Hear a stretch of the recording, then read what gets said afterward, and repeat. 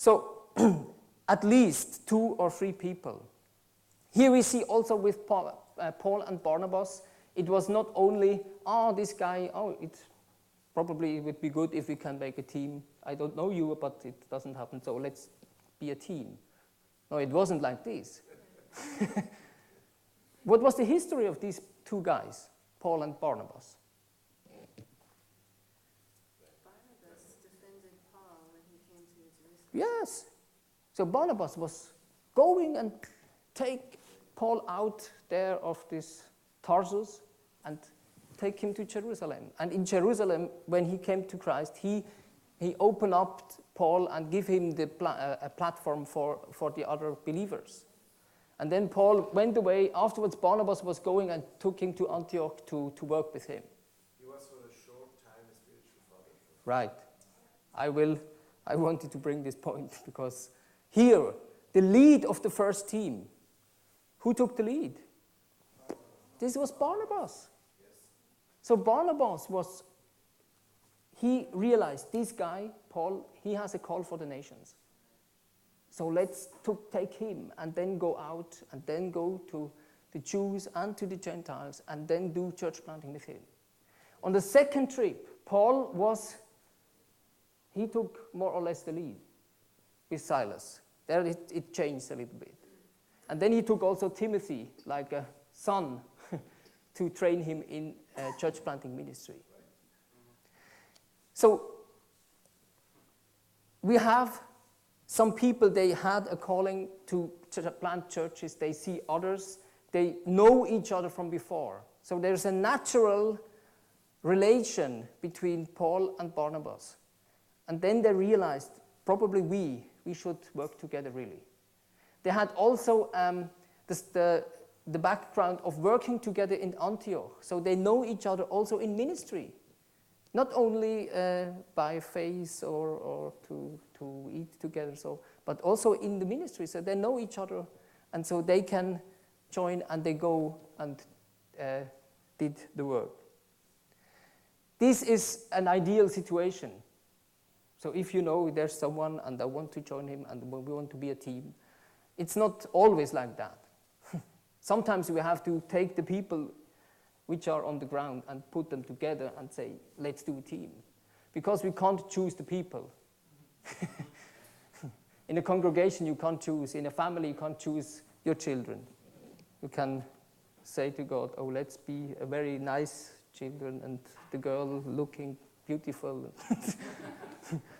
And then it's very beautiful at the beginning. And so when it grows, you realize it's more or less your character. So, yeah. So it's like a mirror, and then there you grow because you know this is the training that God wants to have with you. So the team is not only a ministry team, it's life, it's a family.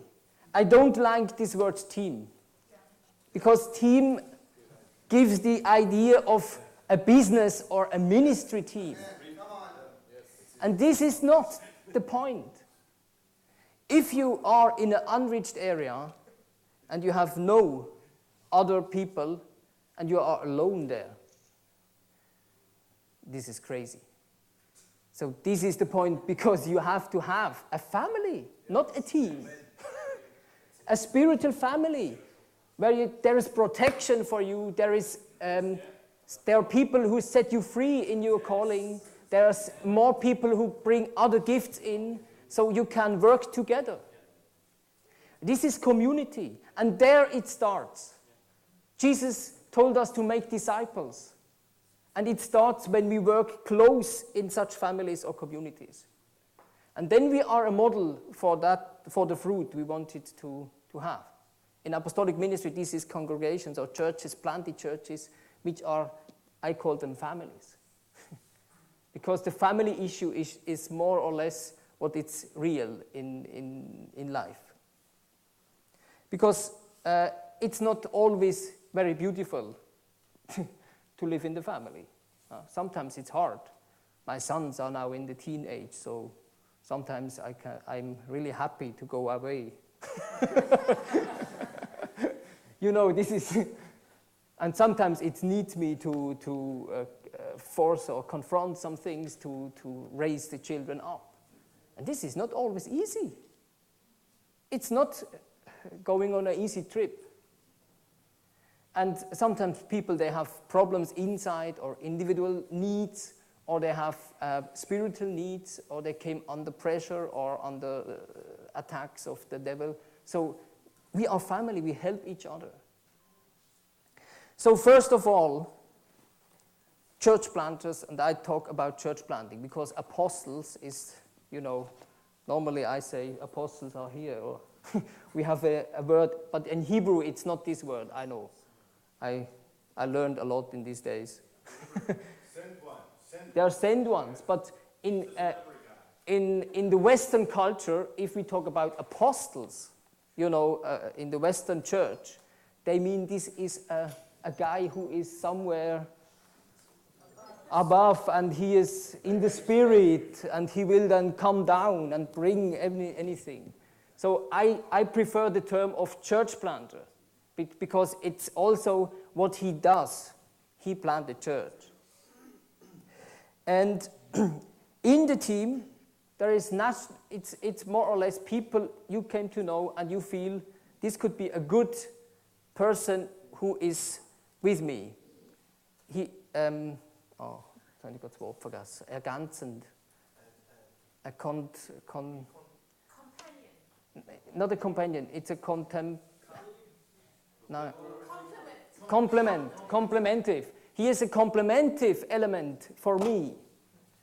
If I live in such an apostolic family, and I have a guy who is older than me, 10 or 12 years, and he is absolutely not like me. Sometimes it stresses me very much, and sometimes I'm so happy and thankful. This is complementive. And there, it's also, I have to learn to handle him, and he has to learn to handle me. He is afraid of me. So then we have to work together. And there I learn how to love people and to be humble and to say, I need you. And this is family.